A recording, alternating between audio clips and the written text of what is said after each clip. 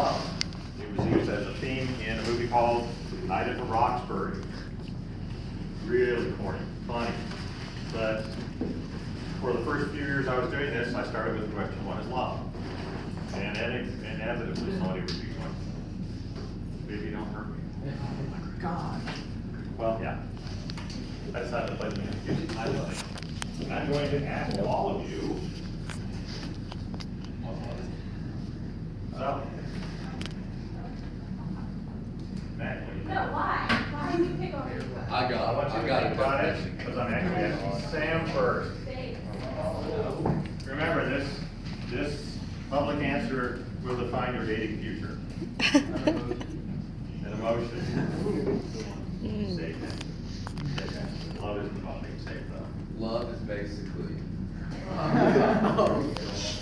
when you have emotion towards another person and you care enough about them to embrace sexual interactions.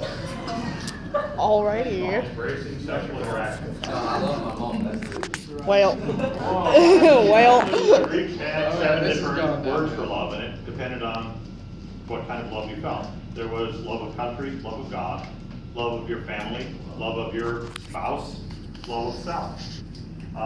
So there was eros, pathos, agape, all of those things.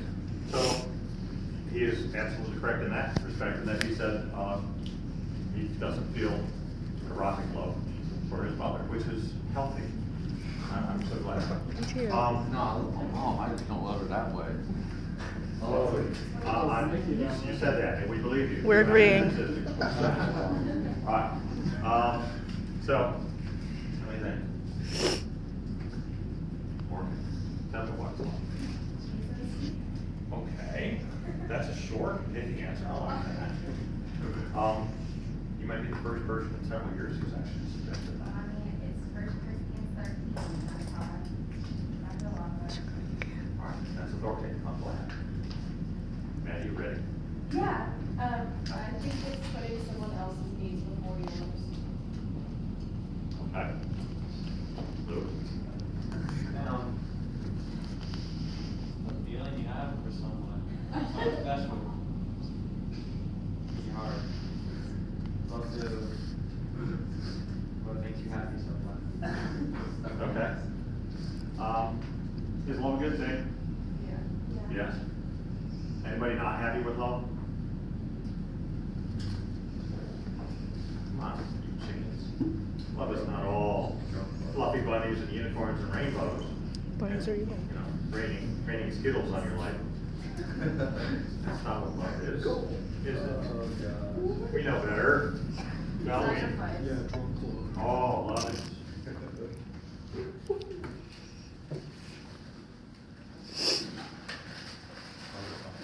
Dude, I thought it was like 20 months. Why do you fund it? Like All right. Let me tell you what love is. Now, I'm not going to tell you really what love is to you. That would be presumptuous, wouldn't it? Me telling you what love is to you. That's what teachers do. That's our job. This is what things mean. No trash in They do here. something a little different. No trash cans. Me, imagine that, what's different. I'm going to tell you what love is to me.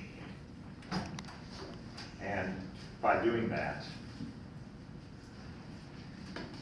hopefully I'll be able to give you a little insight into maybe not the not so happy bits. Love is not always about happiness, is it? But love, Will, what is love? Love is nothing. Yes, sir, it is. Love is nothing. Who plays tennis? All right. At the start of the match, what's the Yeah. score? Say that again. Love, love, or love all, which I think is brilliant advice. Yes? Brilliant advice, love all. Well, we actually did that. Why do we call it love? Or call it nothing, 0, 0, or something else. It's French, inscrutable French. Love comes from the French word for egg.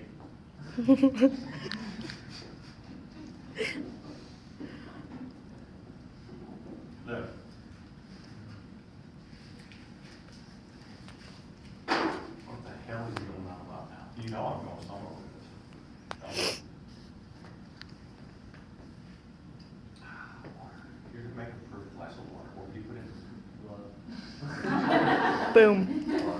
I think I don't want any of that water. Oh, could the glove from something else? Well, Responsibility. If you're gonna make a perfect glass of water, if I was gonna make a perfect glass of water, the only thing I put in it is Water quality. pure water. So, if you're going to have love, there's still only one ingredient. Not sexual relations, not lust, not affection, not fear, not friendship. That's not love. Those are love companions. They follow love around. They appear before love, they stay around after love. They're not love itself. Love is totally different. And like I said, it's not the fluffy bunny, pixie dust kind of stuff that happens. Love is a life-changing thing, and we don't like life-changing things normally. They hurt. They make us uncomfortable, and love is, well, love's bullying. Love makes you do things you just don't want to do. Stuff you know better than to do. What am I doing? Why am I doing this? She has me so wrapped up, so twisted, so turned around. What am I doing? Love is when you're helpless. Because you realize, sorry, you got no choice. Finally, you can go, turn that love off for a few minutes, I got stuff to do. It doesn't happen that way. You're stuck. It is not a choice. It's a realization. Like drown. Holy crap, it's like drown. Emotions, not just emotions you've never felt, but more than you've ever felt. You almost feel like you're suffocating sometimes. You can't catch your breath. You can't think properly. You can't function well. You're struggling. It's a trap. I'm not kidding. Once that thing blinks on your ankle, that's it. You're stuck. There's no key. There's no magic phrase that'll make it open. You're stuck. Not just for a few minutes. Not just for the rest of the week. Not just until Plan B comes along. You're stuck. To reject it. It's not part of it. Love, well, love is spare. My sweetie and I have been together 30 years. Our 28th wedding anniversary. We were together somewhere in the range of 10,000 days. 10,000 days. Y'all are going like, we're having our 6-month anniversary. Good for you. Yeah. Try doing 60 times that. All right. I kiss my wife every morning when I wake up. Why? Because she's unconscious and she can't stop. So I steal a kiss first thing every day. I get up, I make her breakfast, I iron her clothes, make her a pot of coffee, feed the cat so she can spend a little more time in bed. She showers, she gets up, she dries off, I help her hook her bra. Guys, get used to that. Arms are not bent like this normally. You're gonna have to help, okay? And you're probably gonna have to help get her out of it in the afternoon too, I do. So she leaves for work, I kiss her again, I tell her I love her. She just posted something on Facebook that was kind of cute. I didn't realize she was doing this. I put little notes in her lunch. Been married to her for 30 years. Been putting notes in her lunch. She's got this wall of notes at work. All the notes I put in there. And they're sappy, and they're stupid, and they're crazy, and I really wish she hadn't published a couple of those. Because they're really just between her and I. But she's got dozens of those things. And then when she comes home, or actually, as she leaves, I tell her I love her again. So it's the last thing she ever hears. If she gets killed in traffic, or I get killed in traffic, the last thing she hears from my lips is I love you. So when she comes home, I wait like a dog at the window. She hears it. I hear the cars. Is that her? 30 years. I'm stupid. I'm stupid. When she comes home, the first thing I do is I kiss her and I ask her how her day is. I don't really give a shit what her day was like. But she needs to tell me. I'm not here to fix it. I'm just here to listen. If you are in the mode where she tells you how her day is and you go, stop right there, because she doesn't want you to fix her day. That's her job. Just hold her and love her and listen to what she says. Those assholes at work, blah, blah, blah, blah. Yeah. Assholes at work, blah, blah, blah, blah. That's it. You want some red wine? Yes. How about some chocolate? Not necessarily in that order. So, but love's all these horrible things. What was I thinking? Love is not a wonderful thing, is it? Love is nothing. It is not contradictory. Love is all the good stuff too. Love is about kindness, not just being a book, but being kind. And caring and forgiveness. Love is not just scary stuff, it is in fact thrilling. If you like roller coasters, be prepared. Love is a roller coaster. And there's no seatbelt. You fall around, you get bruised, and you almost fall out a few times. Sometimes you do fall out. You get back in. It's a shield against cruelty and pain. It protects you. That wasn't me. It keeps you from being hurt.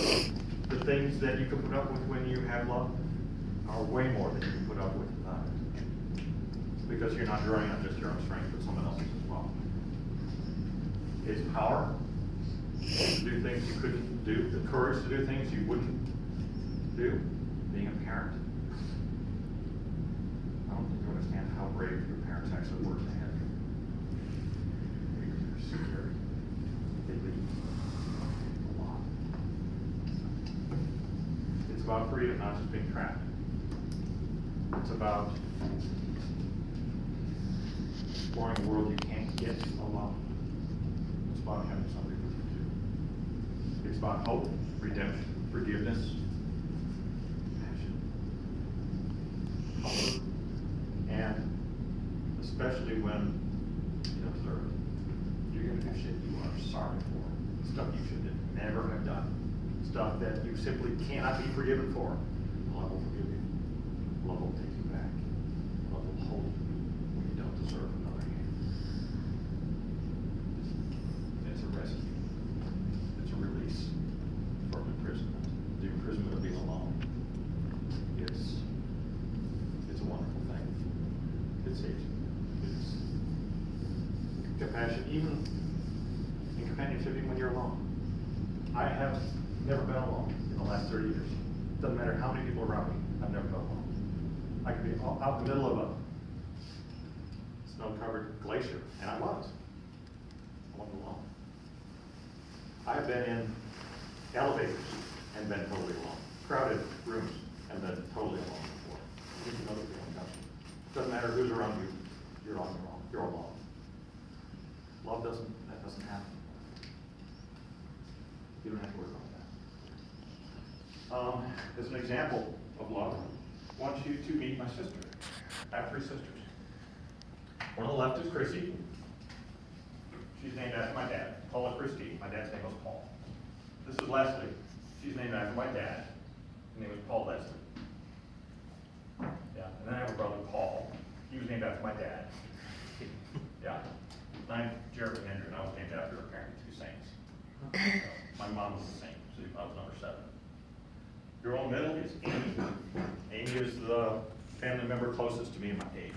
She is only 17 months older than me. She's laying down because it hurts to stand up. She broke her tailbone. She did that because she lost her balance. And she lost her balance because she was on chemotherapy. She was on chemotherapy because she was diagnosed with an aggressive form of non-Hodgkin's lymphoma, which is leukemia. She went in for backache. My back is killing me. And her employer, who was a medical temp agency, said, we've got ins in all the hospitals. Go get it looked at. If your back hurts, that you can't sit comfortably and do your work, go to get it looked at and we'll pay for it. Awesome. Awesome. So she did. And they said, you've got a tumor on your spine.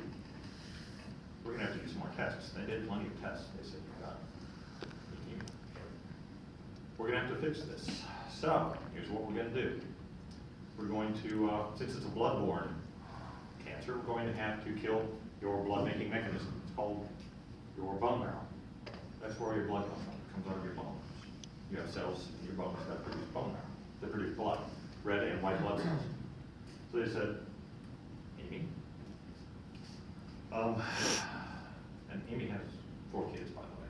Oldest is Rachel, and there's Robbie, and there's Jason, and her youngest, Kristen, who's my goddaughter.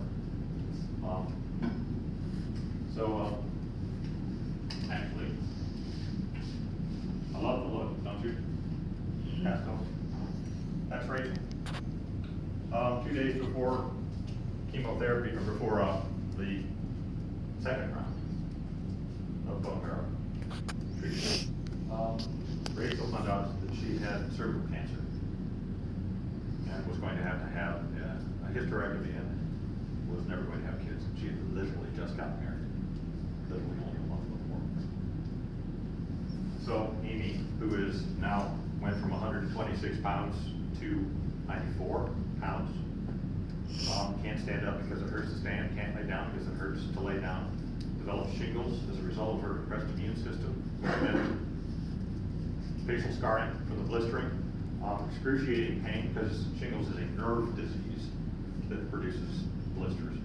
They were down her back, adjacent to where her broken tailbone was. She fell in a hospital. She was walking along with her cart, that pole with the, the coat rack with the bags on it. She's walking to the hospital. She should not have been. She just had every reproducing cell in her body killed. That's what chemotherapy does. It kills every reproducing cell. Your hair falls out, your fingernails fall off. You lose lining of your intestines. Your mouth basically comes out. The skin in your mouth comes out. So all of those cells die, but also all the cancer cells die. That was the idea. But they have to bring you very close to death to do that. Right. So they did that once. My brothers and I, we all went through the testing procedure, so we were tested for compatibility, and my feeble old brother was the best match. That was a bad thing. He was over 60. He was actually at 60, right at 60. And they were like, we were hoping one of your younger siblings would be a better match, but looks like Paul's the best shot. So bone marrow donation has changed. It used to be they would take a small scalpel, make an incision on your hip, right by that pointy bone. They would take a 40 gauge needle. Anybody familiar with 40 gauge needle? Yeah. They would get a mallet. They would drive the needle into your hip until it punctured the bone and made it down to the pocket of marrow in your pelvis, which is the largest source of bone marrow. No anesthetic, because anesthetic tends to mess with the bone marrow. So volunteers were hard to come by. Our brother volunteered. They said, good news, we don't do it that way anymore. We're going to give you a drug and it's going to cause you to produce extra bone marrow cells in your blood, and we'll just take it out like dialysis. What they didn't say is, it's going to feel like you've been dragged behind a truck for 2 weeks. Not just the dragging took 2 weeks, but the whole thing lasted 2 weeks. So they did that. He actually took some time off work because the first one had to move. They spun the marrow out of his blood and they gave it to her after they just about killed her. And she started to get better. She started having healthy blood again. And then they realized she was a fighter. My sweet sister was a fighter. Tough girl. Her bone marrow woke back up and killed my brother's bone marrow, kicked its ass to the curb. And she had a body full of her own bad bone marrow again, so we had to do it again. Paul said that was one of the most painful things I've ever done. Sign me up again. We did it again. This picture was taken 2 days before her second bone marrow transplant. She was very tired. Like I said, this was the day, actually the very day that she found out that Rachel had cancer. It pretty much took the life out of her.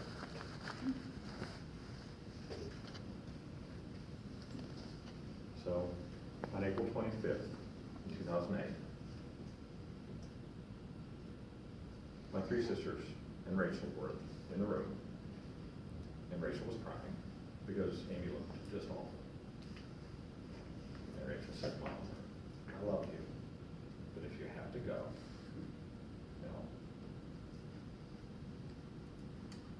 few minutes later, my sister died. I was not there. I should have been there. She was in Philadelphia and I was in Georgia, and I was just waiting for stuff, you know. I was a teacher, I had stuff to do. What was I thinking? I should have gone. Should have. I hope you never have that word in your life, should have. The chemotherapy and the shingles, which went down her throat, made it impossible for her to talk, so we texted back and forth. She had scars on her face and they were bleeding, open wound, and it was from the shingles as well. She said, don't come see me, don't come see me, and I didn't. It's the worst decision I've ever made.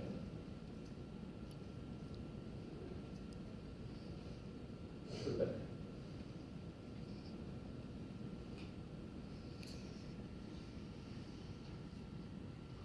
The death of my sister hits me hard. It's been 8 years. This is the third time I've told this story today, and it was the first time I didn't have to stop. Love isn't a choice. It can't be a choice. If it was a choice, I'd rip this feeling out of my chest and it would go away. I will stop hurting. It's been 8 years and it doesn't get any easier. I love my sister. I miss her so much. I miss my dad. You know something?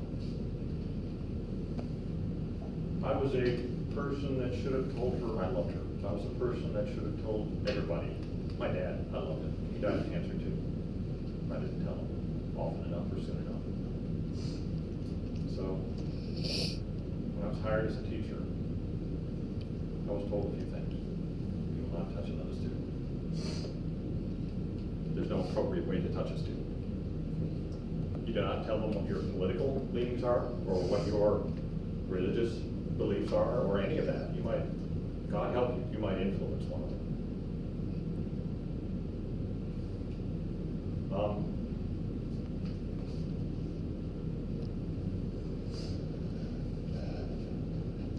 My wife dressed me this morning.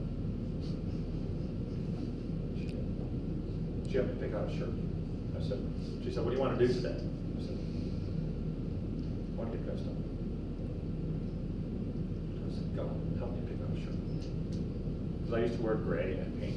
It was kind of drab. It wasn't very passionate. This was passionate, black and red. High contrast, strong colors. I thought, you know, I want it to be special.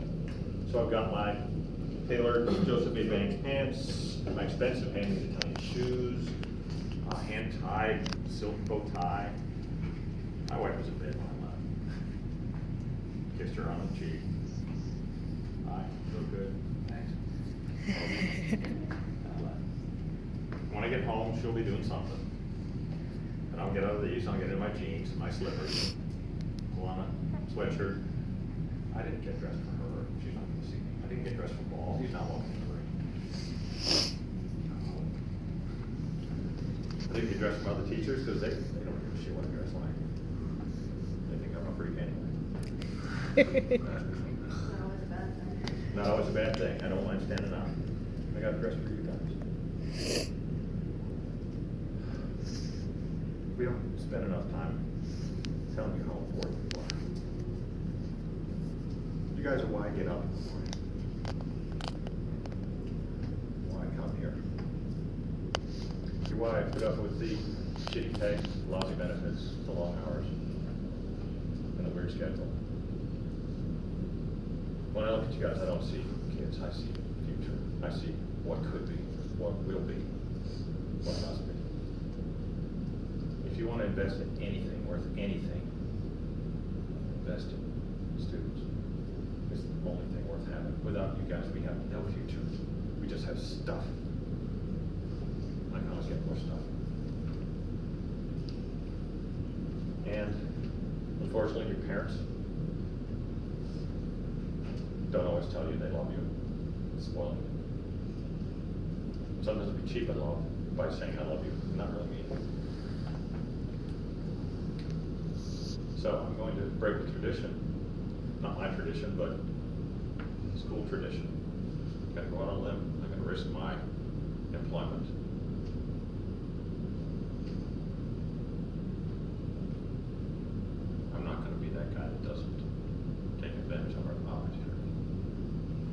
It's not the things you do that you regret, it's the things you've